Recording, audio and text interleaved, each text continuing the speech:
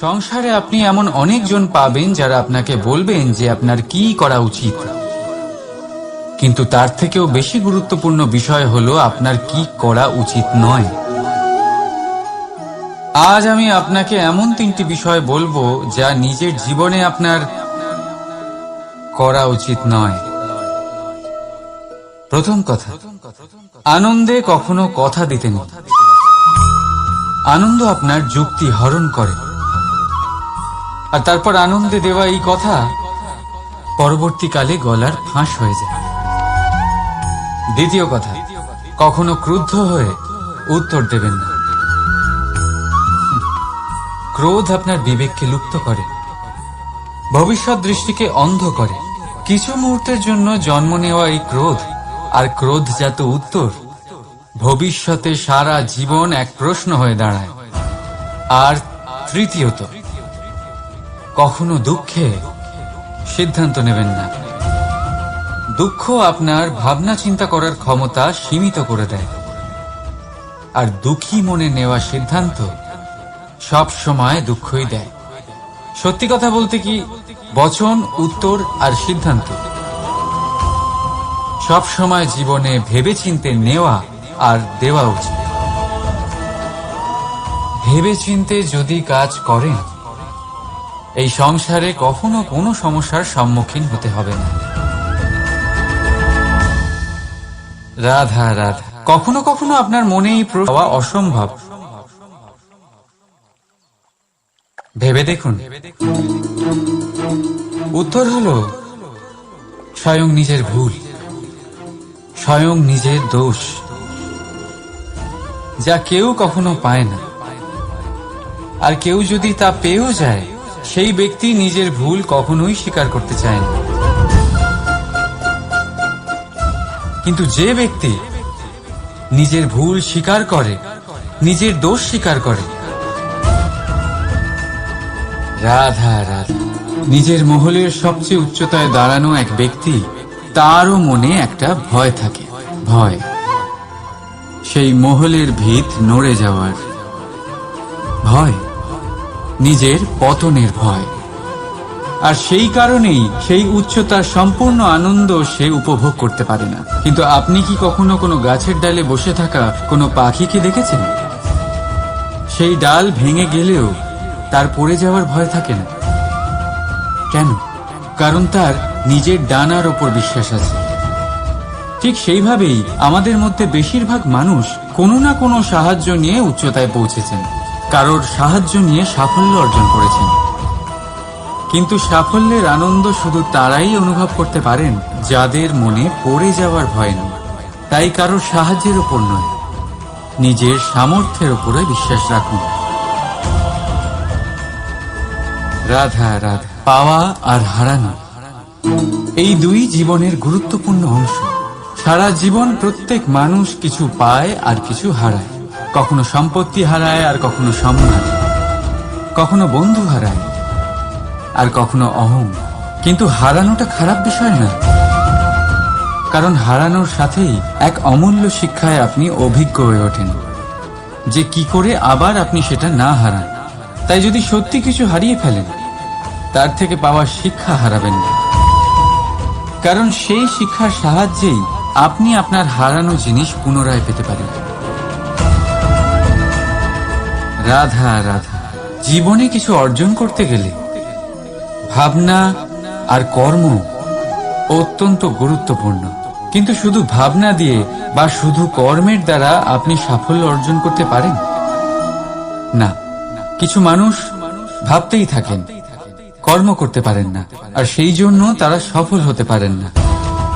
কিছু মানুষ ভাবনা চিন্তা না করেই কর্ম করতে থাকেন, তারাও সাফল্য অর্জন করতে পারেন না। তাহলে মনে রাখবেন, গাছ কাটতে হলে কুঠারের বারংবার প্রহারের সাথে সাথেই সেই কুঠার কোন দিকে মারা হচ্ছে সেই খেয়ালও অবশ্যই রাখতে হবে। ভাবনা আর কর্ম, এই দুইয়ের সঠিক সংমিশ্রণ হলে আপনি অবশ্যই সাফল্য পাবেন। রাধা রাধা। আমরা মানুষেরা কতটা জেদি হই। একবার লক্ষ্যে দৃষ্টি স্থির করে নিলে তা পাওয়ার জন্য মন প্রাণ লাগিয়ে দিই, কিন্তু সেই লক্ষ্যে পৌঁছবার ব্যস্ততায় সেই পথ চলার আনন্দ পেতেই ভুলে যাই।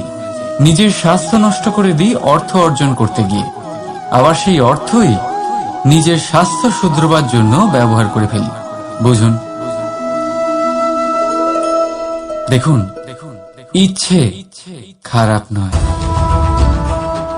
কিন্তু ইচ্ছে পূরণ করার চেষ্টায় ওই পথে আনন্দ পেতে ভুলে যাওয়া, এ তো মূর্খতা।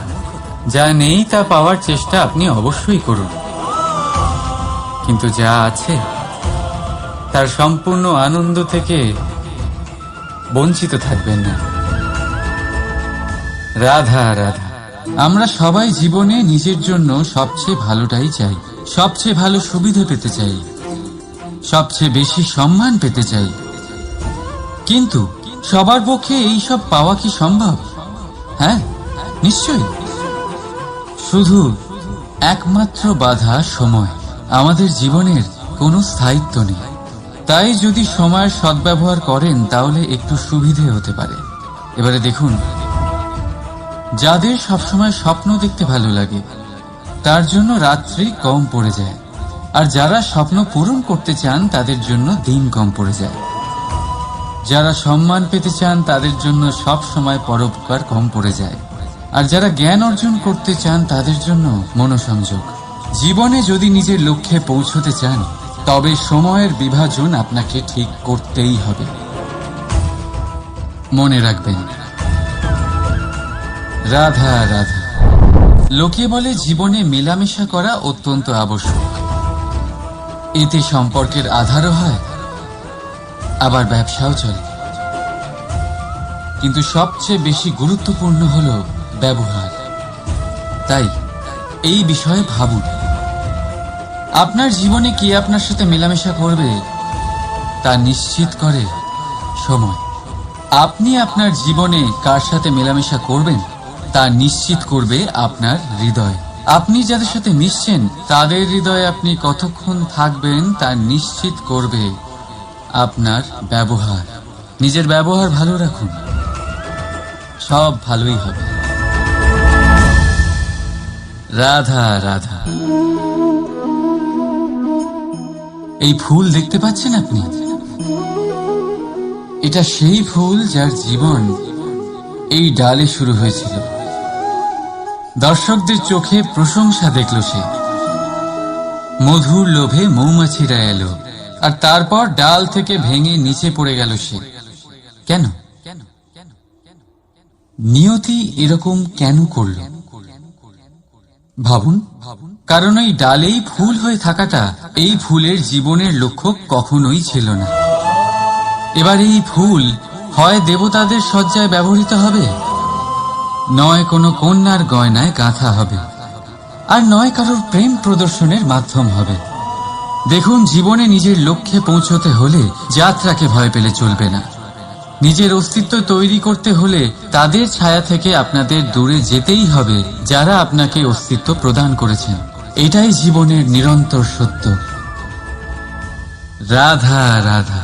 আমাদের সকলের জীবনে কখনো না কখনো পাথর দ্বারা আঘাত লাগেই, আর এই সংসারও আমাদের ওপরে কখনো না কখনো পাথর বর্ষণ করে, কখনো আমাদের খারাপ ভেবে, আর কখনো আমাদের অসফল ভেবে, কখনো আমাদের বুদ্ধিহীন ভেবে। কারণ অনেক আছে, কিন্তু এই পাথর দ্বারা আমরা আঘাত পাবো কি পাবো না তা সম্পূর্ণ আমাদের হাতে।